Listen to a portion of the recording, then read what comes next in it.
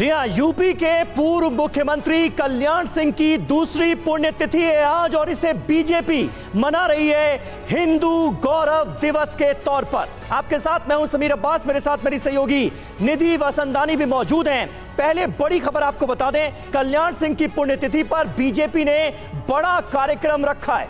अलीगढ़ के नुमाइश मैदान में यह बड़ा कार्यक्रम होने जा रहा है जिसकी जोर शोर से तैयारियां की गई। अलीगढ़ में बीजेपी का यह बड़ा कार्यक्रम होने जा रहा है जिसमें गृह मंत्री अमित शाह और यूपी के सीएम योगी आदित्यनाथ समेत कई दिग्गज नेता शामिल होंगे। हिंदू गौरव दिवस के रूप में कल्याण सिंह की पुण्यतिथि मना रही है बीजेपी। तो सभी की नजरें अलीगढ़ पर हैं क्योंकि अमित शाह भी पहुंचे और हिंदू गौरव दिवस के मायने क्या है अब आपको ये समझाते हैं। बिग वॉल के जरिए बड़ी डिटेल्स आपको समझाते हैं। मिशन 2024 है और इसके लिए हिंदुत्व को धार देने की पूरी कोशिश हो रही है। 80 सीटों के लिए जाति गणित तोड़ना अब जरूरी है और बीजेपी का फोकस इसी पर है। यूपी के करीब 5% लोध वोटरों पर भी नजर है। बिल्कुल, और ये बड़े इंपॉर्टेंट पॉइंटर्स हैं। दूसरे पिछड़े वर्ग में भी कल्याण सिंह के नाम का लाभ हो, इसकी पुरजोर कोशिश की जा रही है। गैर यादव ओबीसी को साधने की कोशिश की जा रही है जिनका वोट बैंक 45 से 48% के करीब माना जाता है। तो इस वोट बैंक को साधने की कोशिश बीजेपी की तरफ से की जा रही है, ये माना जा रहा है, ये सियासी आकलन लगाए जा रहे हैं। हमारे साथ इस वक्त कई खास मेहमान जुड़ चुके हैं, उनसे आपका तारुफ करा दें। राकेश त्रिपाठी हमारे साथ मौजूद हैं, बीजेपी के प्रवक्ता हैं। प्रोफेसर संगीत कुमार रागी हमारे साथ जुड़ रहे हैं, राजनीतिक विश्लेषक हैं। नाहिद लारी खान हमारे साथ मौजूद हैं, समाजवादी पार्टी की प्रवक्ता हैं। हाफिज नूर अहमद अजहरी जो कि प्रदेश अध्यक्ष हैं मुस्लिम पर्सनल लॉ बोर्ड के, वो भी हमारे साथ जुड़ चुके हैं। लेकिन अलीगढ़ का हमें रुख पहले करना होगा जहां पर आनंद प्रकाश पांडे इस वक्त हमारे साथ मौजूद हैं। आनंद, जरा बताइए अलीगढ़ में क्या तैयारियां की जा रही हैं, क्योंकि कल्याण सिंह की दूसरी पुण्यतिथि है और हिंदू गौरव दिवस के तौर पर इसे बीजेपी मना रही है। कहा जा रहा है कि 50,000 लोग वहां पर इकट्ठे होने वाले हैं। जी बिल्कुल, बीजेपी की तैयारी है कि 50,000 लोगों को आज यहाँ पर इकट्ठा किया जाए और आज जो कल्याण सिंह की दूसरी पुण्यतिथि है उसको बीजेपी जो है हिंदू गौरव दिवस के रूप में मना रही है। और जैसा कि हम आपको तस्वीरें के जरिए दिखाएंगे, जो तस्वीर और जो यहाँ पे सजाया गया है उस पर आप देख सकते हैं कि राम मंदिर की एक बड़ी सी फोटो लगाई गई है। इसके साथ साथ जो हिंदू गौरव दिवस जो लिखा गया उसमें भी राम मंदिर की तस्वीर है और उस पर मंदिर की ध्वजा जो है वो लहरा रही है।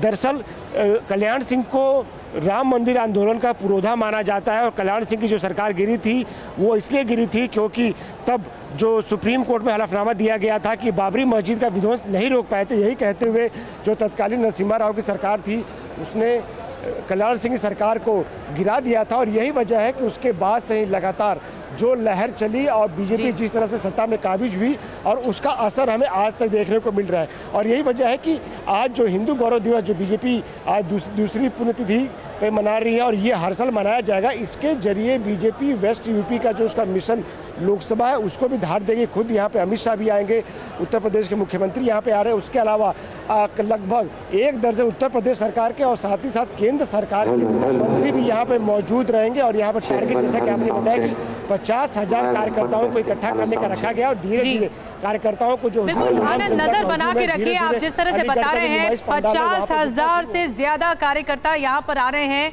आप नजर बना के रखिए। आनंद, मैं आपको रोक रही हूं। तस्वीरें लगातार आनंद प्रकाश पांडे हमें अलीगढ़ से दिखा रहे हैं।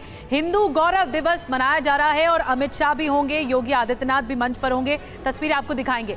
हमारे साथ खास मेहमान भी है, उनके पास चले, लेकिन आपको यूपी का जातिगत समीकरण जरूर बताना जरूरी है। तो इसलिए आइए आपको बताते हैं कि जो यूपी में जातिगत समीकरण है वो क्या कहता है। ओबीसी जो तादाद है उत्तर प्रदेश में वो 54% है और दलित की जो तादाद है वो 21% है। इसके अलावा सवर्णों की जो तादाद है वो 18% है। तो कितना जातिगत समीकरण आगे बढ़ता है ये देखने वाली बात होगी, क्योंकि हर चुनावों में इसे भुनाने की कोशिश भी होती है। बिल्कुल, और मुसलमानों का जो आंकड़ा है वो 19.26% का है।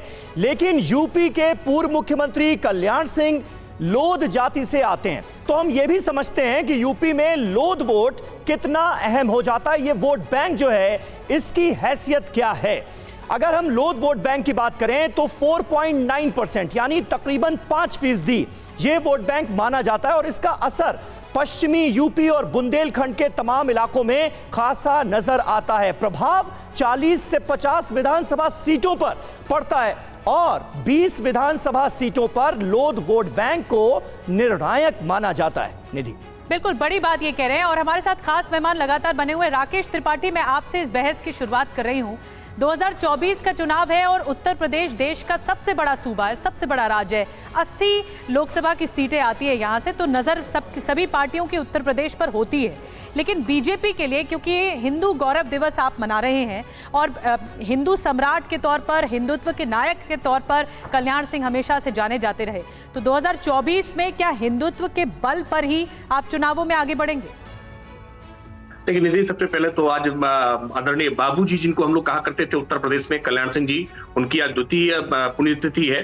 उनको स्मरण करते हुए अपनी भाव्यांजलि, अपनी हम श्रद्धांजलि उनको अर्पित करते हैं और वर्षों वर्ष तक, युगों तक कल्याण सिंह जी को याद किया जाएगा। उनके उस हिंदुत्व प्रचंड शक्ति को जगाने के लिए जो उनकी अप्रतिम क्षमताएं थी, जिन्होंने आप उनको लोध जाति से जरूर जोड़ करके देख सकते हैं कि वो लोध जाति के थे, पिछड़ी बिरादरी के थे, लेकिन सच ये है कि पूरी हिंदू जनमानस को जिस तरह से जागृत करने का काम कल्याण सिंह जी ने किया था, मुझे लगता है कि इस तरह का नेता पुराने समय में देखा जाए तो वह कोई दिखाई नहीं पड़ता है कि कल्याण सिंह जी ने किस तरह से पूरे राम जन्मभूमि के आंदोलन को लीड करने का काम किया था। सरकार को अपने छोड़ दिया उन्होंने, सरकार का कोई मोह नहीं कि राम काज किरो बिना मोहि कहां विश्राम, भगवान राम के काज के लिए सत्ता जाती है तो चली जाए। मुझे लगता है इस प्रकार के भाव रखने वाले कल्याण सिंह जी की पुण्यतिथि पर हिंदू गौरव दिवस मनाना बिल्कुल वाजिब बनता है। हिंदुत्व चुनाव का कोई मुद्दा नहीं है, हिंदू तो इस देश की सनातन संस्कृति में रचा बसा है और इसलिए हिंदू के इस भाव को अगर आप जागृत रखेंगे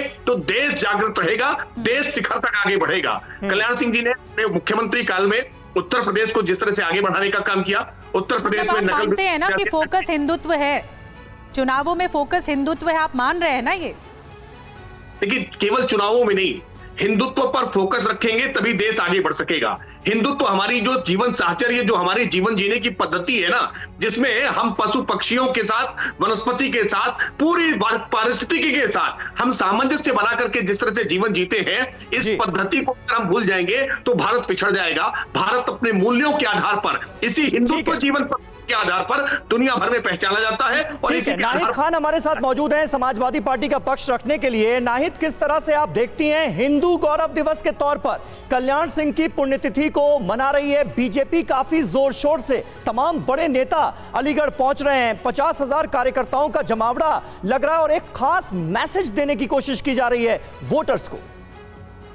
समीर जी, मैं अपनी बात एक बात से शुरू करना चाहती हूँ, उसको अन्यथा मत लीजिएगा। अभी आपने डिबेट में शुरू करने से पहले आंकड़ा दिखाया कि ओबीसी कितनी जाती है। ओबीसी आपने बताया 54%, दलित समाज 21% और मुस्लिम समाज आपने बताया 19%। जब यही 94% हो गया तो आपने फिर सवर्ण कास्ट कैसे बता दिया कि 18% है? मतलब मेरा कहने का है कि बेईमानी में भी थोड़ी बहुत तो ईमानदारी दिखा दिया करें आप लोग कि आंकड़ा तो सही दिखा दीजिए। नहीं, निकट डेटा जो है आप जानती हैं, जातीय जनगणना का जो आंकड़ा है वो 1931 का है, इसलिए उसमें कुछ उलट पुलट हो सकता है। लेकिन एक मोटा अनुमान जो मैंने आपको बताया, एक जो मोटा अनुमान बताया, उसके आधार पर हम चीजों को समझने की कोशिश कर रहे हैं, आप जैसे नेताओं के जरिए भी। चलिए मैं दूसरी बात ये कहना चाहती हूँ कि अभी आप ही के रिपोर्टर बता रहे थे कि आज के कार्यक्रम में जो है ढो कर लाने के लिए लोगों को इकट्ठा किया जा रहा है, मतलब लोगों को लाने की प्रयास किया जा रहा है, इकट्ठा किया जा रहा है। इसका मतलब ढो कर ला रहे हैं, सरकारी तंत्र का इस्तेमाल कर रहे हैं। और जिन कल्याण सिंह जी की बात कर रहे हैं, तो उन्हीं की बिरादरी लोधा समाज सहित पूरे समस्त ओबीसी समाज प्लस दलित समाज के खिलाफ बीजेपी की केंद्र सरकार ने माननीय सुप्रीम कोर्ट में हलफनामा देकर कह दिया है कि हम जातिगत जनगणना नहीं कराएंगे। और इसलिए नहीं कराएंगे क्योंकि बीजेपी के बुनियादी 6 अप्रैल 1980 कोटला मैदान दिल्ली में पिछड़े दलित विरोध नहीं, वो तो कहते हैं कि ऑपोजिशन की यूपी में दिक्कत ही यही है कि हम हिंदू वोट बैंक को कंसोलिडेट करने की बात करते हैं और वो अलग अलग जातियों में हिंदुओं को बांटना चाहते हैं, इससे उन्हें फायदा होता है। अरे इनकी तो बुनियादी, मैं तो वही तो मैं बता रही हूँ कि बीजेपी की तो बुनियादी पिछड़े दलित विरोध पर पड़ी कि आदरणीय चौधरी चरण सिंह जी और आदरणीय बाबू जगजीवन राम जी ये देश के प्रधानमंत्री नहीं बन सकते। और अगर आप बात करिए उत्तर प्रदेश की, आप खुद बता रहे हैं 2024 की तैयारी कर रहे हैं, 80 सीटों पर मंथन हो रहा। अरे इनका सर्वे हुआ है कि 80 की 80 सीटें रेड जोन में। आप इसी से समझिए ना कि कितने कमजोर, एक सेकंड और कि कितने कमजोर हो गए हैं कि बनारस तक में अन्य पार्टी के नेताओं को शामिल कर रहे हैं। और इतने कमजोर हैं कि जो लोग इनको पानी पी पी कर कोसते थे, गाली देते थे, गंदी गंदी गाली देते थे, खुद माननीय मोदी जी और माननीय योगी जी को गंदी गंदी गाली देते थे, उनको भी अपनी पार्टी में शामिल कर लिया। तो आप इसी से समझाइए कितना तो आप कितनी कमजोर है बीजेपी। नहीं मैडम, तो फिर तो ये आरोप तो समाजवादी पार्टी पर भी लगता है कि जिनसे गतिरोध रहा है, जिनसे पानी पी पी के जिनको कोसते थे, आप उनको पार्टी में शामिल कर लेते हैं, उन्हीं के साथ चुनाव लड़ते हैं, फिर उन्हीं के साथ मतभेद भी हो जाता है। तो ये तो हर पार्टी के ऊपर आरोप लगता है। किसके किसके नहीं, स्पेसिफिक नाम बताइए ना, स्पेसिफिक नाम बताइए। अभी देखिए उत्तर प्रदेश में ऐसी गंदी आपने ओम प्रकाश राजभर के साथ हाथ मिलाया जी और माननीय मोदी। ठीक है, मैं स्पेसिफिक बोलती हूँ। आपने ओम प्रकाश राजभर, समाजवादी पार्टी ने बीएसपी के साथ हाथ मिलाया चुनावों में, उनके साथ उनकी नहीं बन पाई, उसके बाद रास्ते अलग हो गए। ओम प्रकाश राजभर के साथ आपने हाथ मिलाया, उन्होंने आरोप लगाया कि सुनते नहीं अखिलेश यादव। अब देखिए स्पेसिफिक जाने से नहीं, हम मुद्दे पर नहीं बातें करना और पानी, मैं कह रही हूँ हम उत्तर प्रदेश ऐसी भाषा का इस्तेमाल करना जो शायद ही कोई राजनीतिक, तो फिर धार्मिक समीकरण को तो आपकी पार्टी भी भुनाती है। इतनी कमजोर है। ठीक है, राकेश जी से जवाब ले लेते हैं। घबरा रही है इंडिया से। इंडिया का जो महागठबंधन हुआ है, इंडिया का परचम लहराने के लिए उससे घबरा।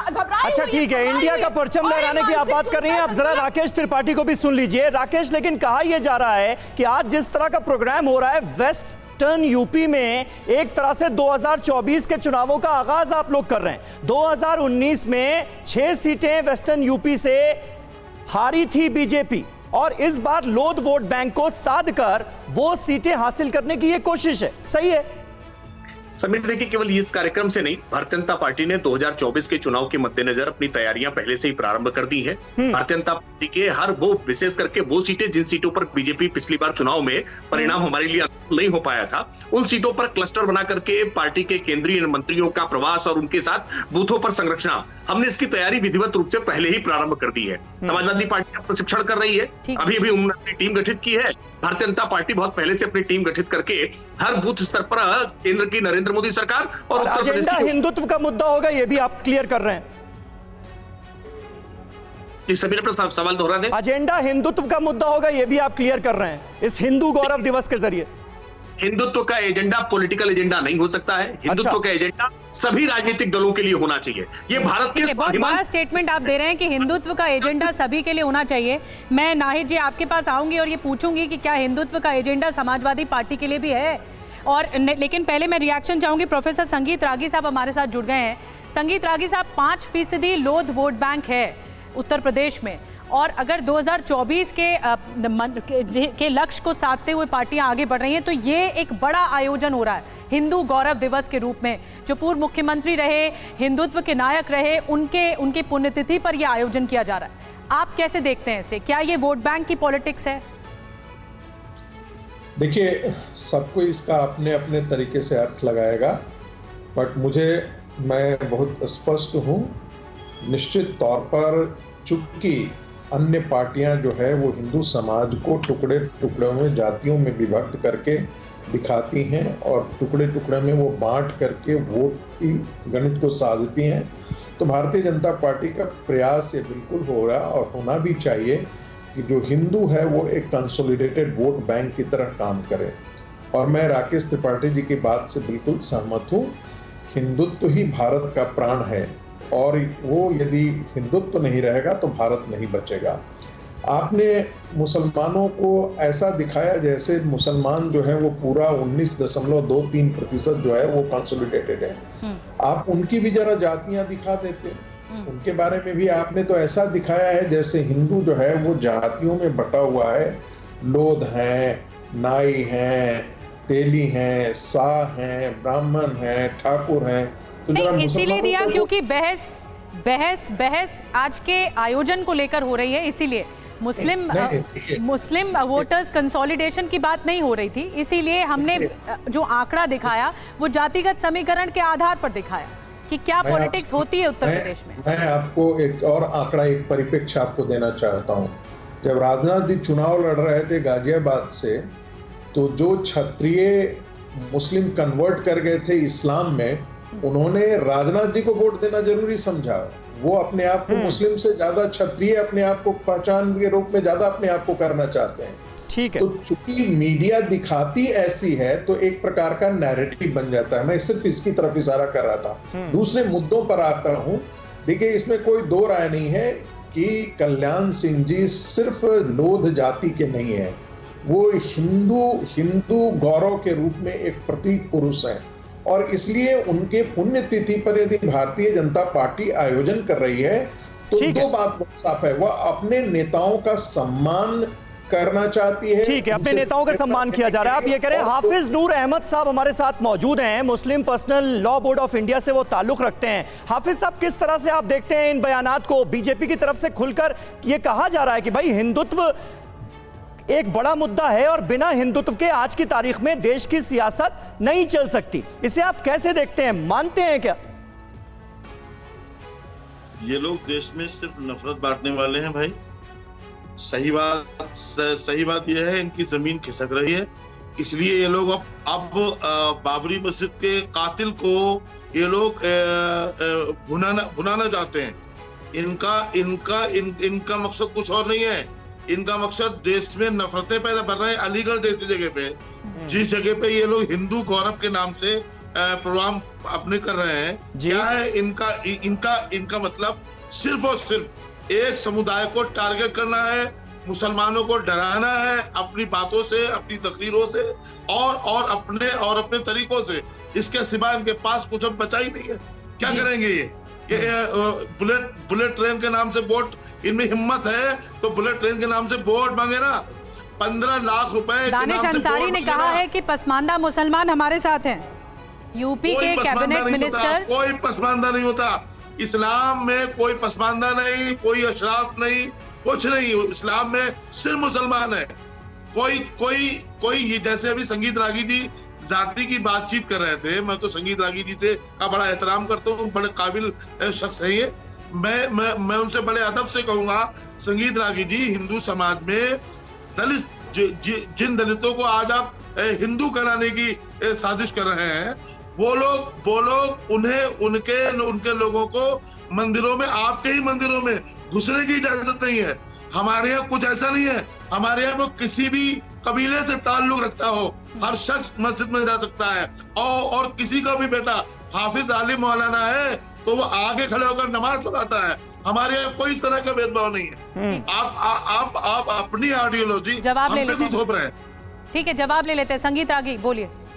देखिए, जो सिया हैं, पाकिस्तान में हर साल कम से कम 7,000 सियाओं की मृत्यु होती है और सुन्नी लोगों के कत्लेआम हमलों के कारण होती है। हम बात तो हिंदुस्तान की कर रहे हैं रागी साहब। सिया की मस्जिदें अलग हैं, सुन्नियों की मस्जिदें अलग हैं। इस्लाम तो एक ही होता है बंधु। भारत के अंदर भी 72 फिरके हैं और कहते हैं सैयद जो है वो कभी भी नीची जाति के मुसलमानों के घर में शादी नहीं कर रहा है। ये जो आप कहते हैं ये, लेकिन यहाँ पर सारी बातें जो है मिशन 2024 की हो रही है। राकेश त्रिपाठी जी, जल्दी से अगर आप जवाब दे सकें, जिस बात का जिक्र हाफिज साहब कर रहे थे, हिंदू गौरव दिवस आप अलीगढ़ में मना रहे हैं, मुसलमानों को डराने की कोशिश है, ये आरोप उन्होंने लगा दिया आप पर। हाफिज साहब जब ये कह रहे थे ना कि मुसलमान डराने की कोशिश हो रही है, हाँ। सच्चाई ये है कि मुसलमानों को डराने की बात जब भी कोई कहता है तो वो मुसलमानों को उकसाने का प्रयास कर रहा होता है। इस देश में कोई मुसलमान कहीं डर नहीं रहा है, और विशेष करके उत्तर प्रदेश के संदर्भ में तो पूरे दावे के साथ कह सकता हूं कि योगी आदित्यनाथ जी के सबसे सरकार बनी है, उत्तर प्रदेश में सांप्रदायिक दंगों को पूरी तरह से नियंत्रित करने का काम किया है। आज कोई मुस्लिम डर नहीं रहा है। दंगे होते हैं, कर्फ्यू लगता है तो डर सब है, लेकिन आज उत्तर प्रदेश में कई दंगे नहीं हो रहे हैं। हमने एक भयमुक्त प्रशासन देने का काम किया है, लेकिन ये हाफिज साहब जैसे लोग लगातार प्रयास करते हैं कि राकेश त्रिपाठी, आपने अपनी बात रखी, लेकिन उन्होंने, हाफिज साहब ने आरोप लगाया है कि ये दरअसल ये कोशिश होती है, बरगलाने की कोशिश होती है, और ये कोशिश होती है कि किस तरह से नफरत की राजनीति का आरोप भी हाफिज साहब ने लगा दिया है, जो मुस्लिम पर्सनल लॉ बोर्ड से जुड़े हैं। बहरहाल बहुत बहुत धन्यवाद, समय इतना ही था इस बहस के लिए। आप सभी खास मेहमानों का बहुत बहुत धन्यवाद।